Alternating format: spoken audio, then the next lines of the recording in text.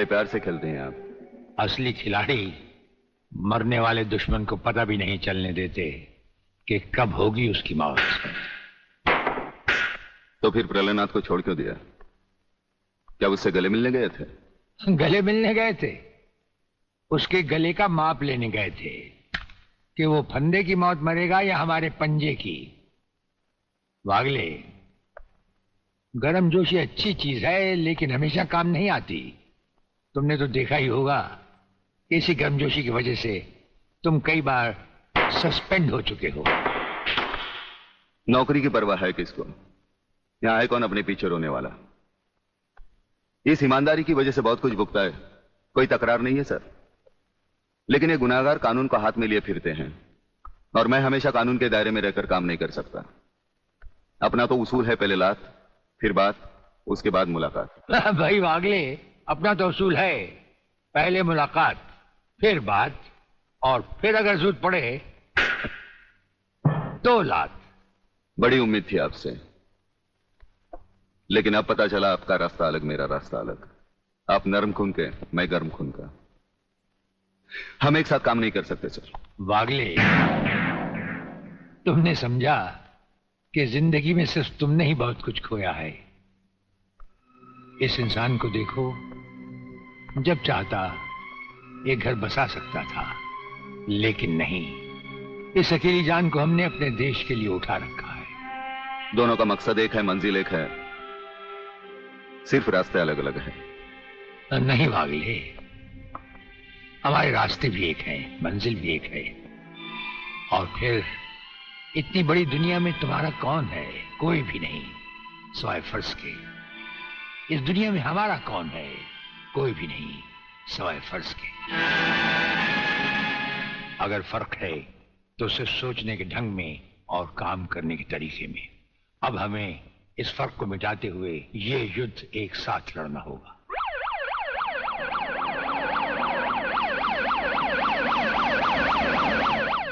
मुझे अपनी जान की तो परवाह नहीं है, लेकिन आप इस तरह खुलेआम गाड़ी में घूम रहे हैं, यह खतरा मैं उठा नहीं सकता। जिस गाड़ी में तुम बैठे हो ये मामूली गाड़ी नहीं।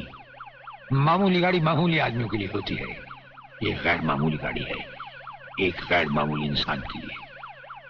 बुलेट प्रूफ, और इसमें ऐसे ऐसे गैजेट लगे हुए हैं जो बम से लेकर पटाखे तक की खबर में मिल जाती है। लेकिन इस वक्त हम जा कहां रहे सर? गाड़ी रुकने पर तुम्हें खुद ब खुद पता चल जाएगा।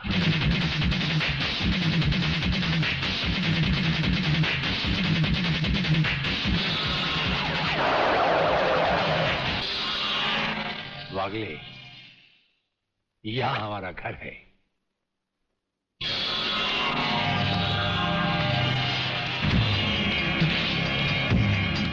यहां तो सिर्फ चारों तरफ जंगल ही जंगल नजर आ रहा है, रहने की तो कोई जगह ही नजर नहीं आ रही। अभी नजर आ जाएगा बहादुर।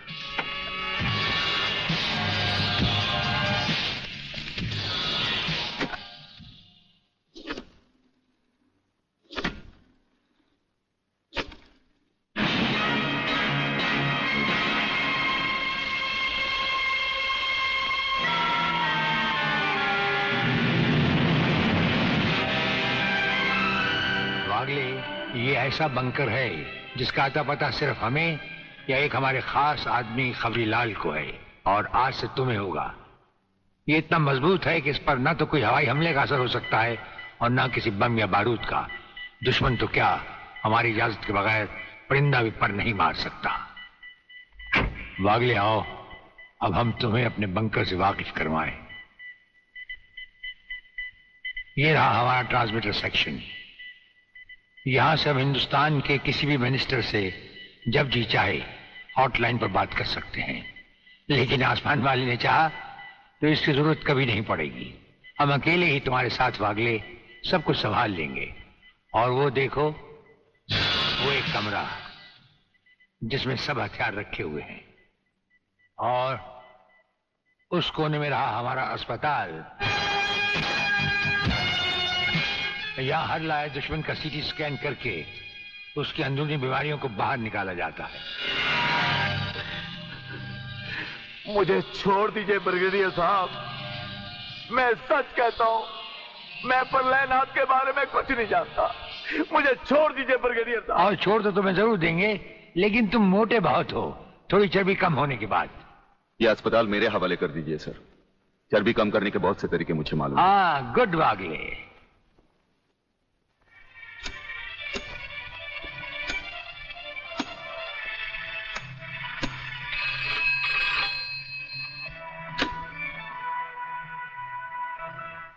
नमस्कार सर, मैं खबरीलाल बोल रहा हूँ।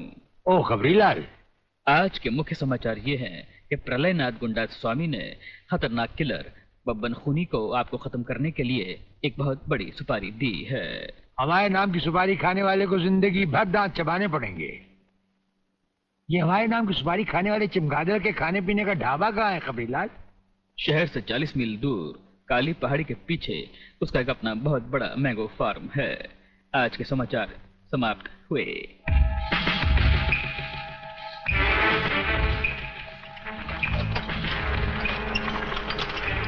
चौबे गंगवा, ये माल जो तू आसाम और यूपी भेज रहा है तगड़ा है ना?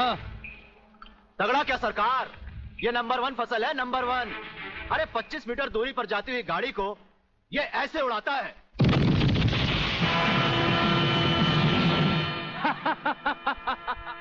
देखा सरकार, ये अपनी बम फैक्ट्री में बना हुआ मैंगो का कमाल। यूपी और असम में आतंक फैलाने के लिए ये माल तो ठीक है, पर मुझे वो माल बता जो ब्रिगेडियर सूर्यदेव सिंह को उसकी गाड़ी के साथ जलाकर उसे राख कर दे। वो भी तैयार है सरकार। ये देखिए छोटा सा हाफुस जो 50 मीटर की दूरी पर जमीन पर गिरते ही ऐसा फटता है कि मरने वाले की हड्डियों का सुरमा बन जाता है। ये देखिए।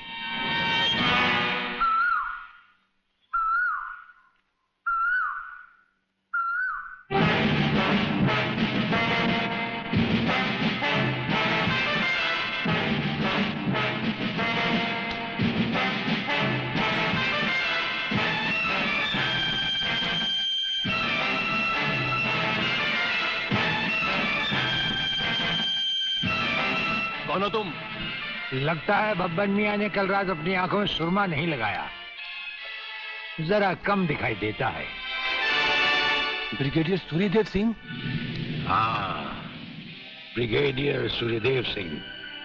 बब्बन मियां, हमें तो उसी के हाथों से मरना है जिसने हमें इस दुनिया में पैदा किया। तुम सब अपने आप को हमारे हवाले कर दो, वरना तुम्हारा बनाया हुआ आमों का बागीचा तुम सबका अपने हाथों से बनाया हुआ कब्रिस्तान बन जाएगा। तो आओ आगे और पकड़ लो मुझे, मगर इतना याद रखना कि जहां तुम खड़े हो उस पेड़ से लेकर मैंने अपने चारों तरफ माइंस बिछा रखी हैं। अगर इसके अंदर तुमने पैर रखने की भी कोशिश की तो तुम्हारे चीचड़े उड़ जाएंगे। यकीन नहीं आता तो ये देखो।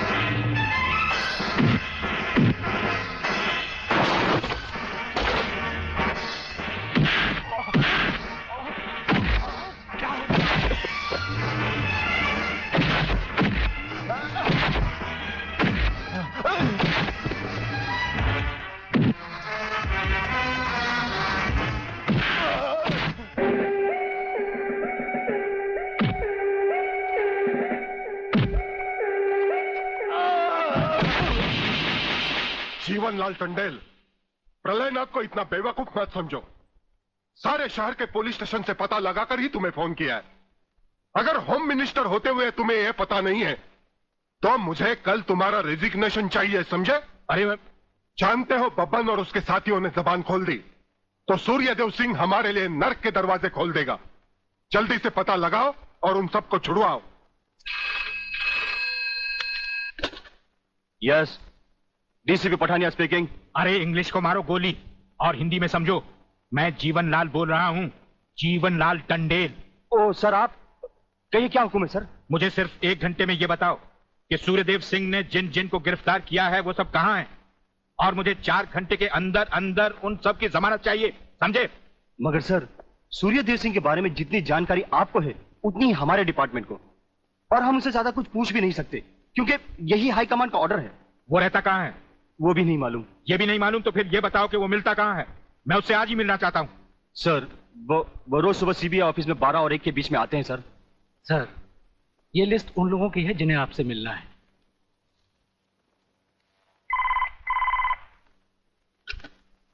सर, मंत्री जी आपसे मिलना चाहते हैं। टंडेल का नाम है क्या इसमें? जी नहीं सर।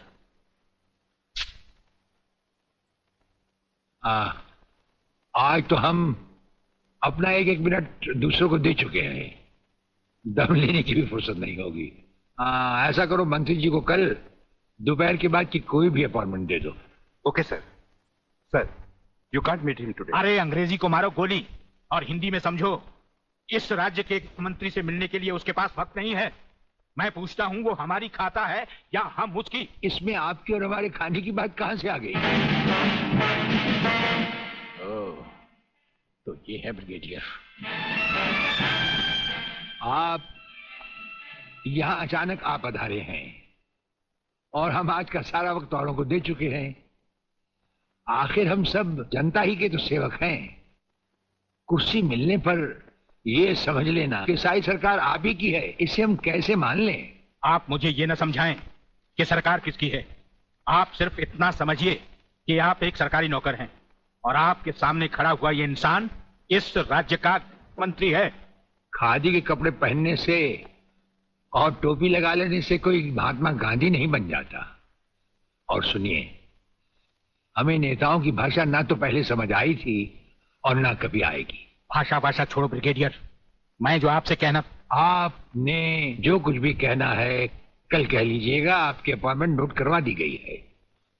और एक बात ये भी याद रखिए कि हमसे बगैर अपॉइंटमेंट के कोई नहीं मिल सकता। और जहां तक हमारा ताल्लुक है, हम किसी से भी किसी वक्त भी कहीं भी मिल सकते हैं, हमारा जब दिल चाहे।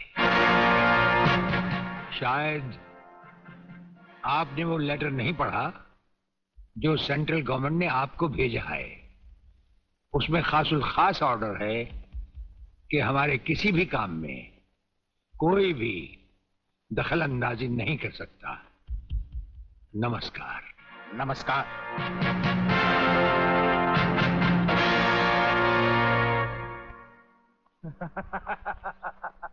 रियली? ओए, हाँ, गुड मॉर्निंग अंकल। अरे अंग्रेजी को मारो गोली और हिंदी में बात समझो। हिंदी में तुम ये बताओ तुम्हारे पिता कहाँ हैं? पिताजी, अंकल तो ऊपर बैठे हुए हैं, आप ही का इंतजार कर रहे हैं। राधा, तुम्हारे पिताजी बड़े उखड़े हुए लगते हैं। लगता है there is something wrong in the ministry। अरे रॉन्ग हो या राइट, यही समझना होता तो मैं भी तुम्हारी तरह खादी के कपड़े पहन लेता। अरे सरकारी लेटर से मुझे क्या लेना देना? देखो, तुम अभी से इतने ढीले पड़ जाओगे तो पूरी सरकार को भारतवर्ष से कैसे खत्म करोगे? वो सिर्फ एक मिलिट्री ऑफिसर है और हमें पूरी मिलिट्री फोर्स के साथ लड़ना है। भूल जाओ सारी बातें और फाड़ दो वो लेटर। देखो, उसका ट्रांसफर ना हो तो ना सही, उसकी बातें हमें पता न चले तो न सही, लेकिन उसकी मौत का बंदोबस्त तो मैं कर सकता हूं। प्रलयनाथ, वो मर गया तो ये नेता भी कुर्सी समेत जल गया, समझो। वो मरेगा भी और तुम कुर्सी के साथ जियोगे भी। आप किसकी बारी है जनरल साहब? ब्रिगेडियर सूर्यदेव सिंह की। मारे जाने वाले पुलिस के उन शहीदों की याद में ये ज्योत बनाई गई है जिन्होंने कानून की रक्षा करते हुए अपने प्राणों की आहुति दी। आज के इस समारोह के मुख्य अतिथि माननीय मंत्री श्री जीवनलाल टंडेल हैं।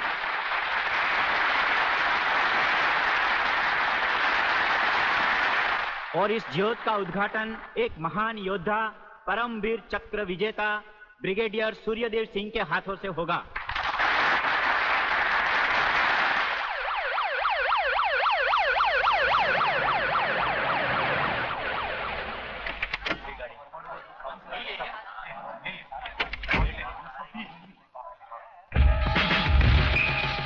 Welcome welcome. Please.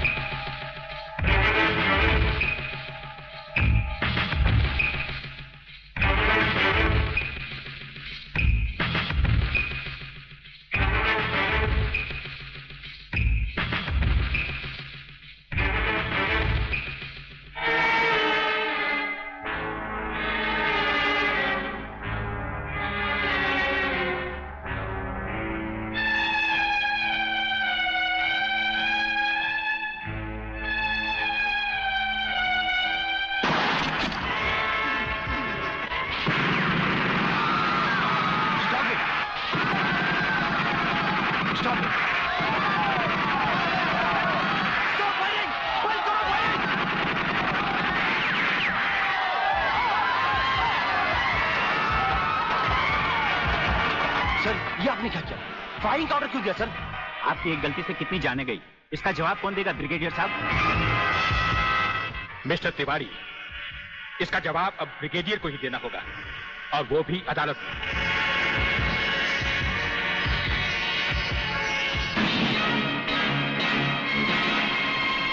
Your honour, शहीद स्मारक पर हुए गोलीकांड के जिम्मेदार ब्रिगेडियर सूर्यदेव सिंह ही हैं। इन्हीं के कहने पर गोली चलाई गई, जिसमें कई बेगुनाह लोग मारे गए। अब मैं अदालत के सामने कुछ ऐसे गवाह पेश करूंगा जो इस हादसे को साबित कर देंगे। सबसे पहले मेरे गवाह हैं municipal counsellor mister M.K. Tiwari.